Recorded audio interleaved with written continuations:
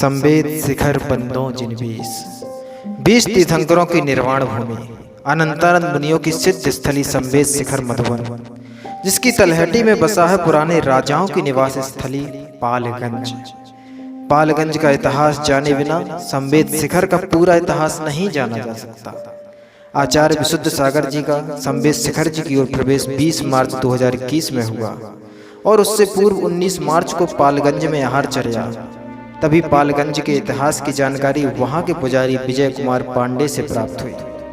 लगभग 800 वर्ष पूर्व की बात है।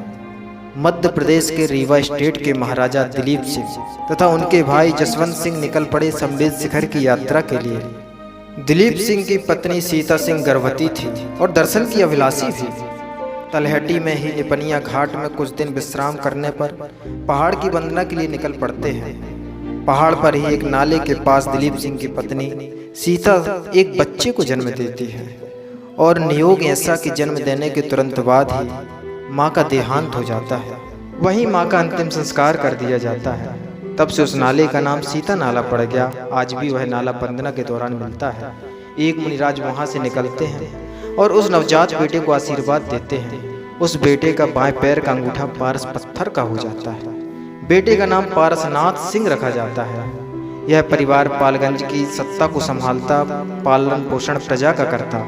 एक बार पारसनाथ सिंह को स्वप्न आया कि शिखर जी की तलहटी में पारसनाथ भगवान की प्रतिमा भूमि के अंदर दबी हुई है। खुदाई की जाती है, चमत्कारिक पारसनाथ प्रकट होते हैं। पालगंज में लाकर मंदिर का निर्माण किया जाता है। पालगंज में श्रद्धालु बनाने लगे। शिखर जी की वंदना का प्रारंभ यदि करना होता था तो पालगंज से ही प्रारंभ होती थी वंदना। दर्शनार्थी पहले पालगंज आते, राजा से आज्ञा लेते। राजा सुरक्षा कर्मियों को श्रद्धालुओं के साथ भेजता, क्योंकि जंगल घना था, जंगली जानवरों से भरा था।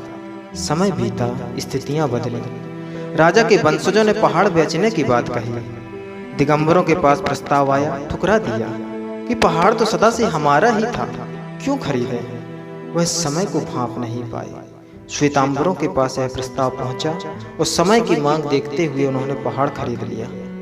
पालगंज के पुजारी ने बताया कि जिस दिन से यह पहाड़ बेचा गया तब से राजा की स्थिति दयनीय बनती गई। आज भी शिखर जी आने वाले श्रद्धालु कुछ घंटों का समय निकालकर पालगंज के चमत्कारिक पार्श्वनाथ के दर्शन करने आते हैं। हजारों भक्तों की मनोकामनाएं यहाँ आकर पूर्ण हुई हैं। पालगंज शिखर जी से 20 किलोमीटर दूर है। ऑटो आदि के माध्यम से यहाँ पर आया जा सकता है।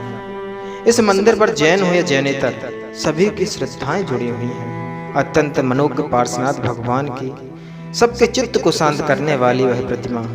ऐसे भगवान के चरणों में कोटि सा नमन। इसी प्रकार की और भी जानकारियाँ यदि आप सतत जानना चाहते हैं तो हमारे चैनल के साथ बने रहिए, सब्सक्राइब करिए। जय जिनेंद्र।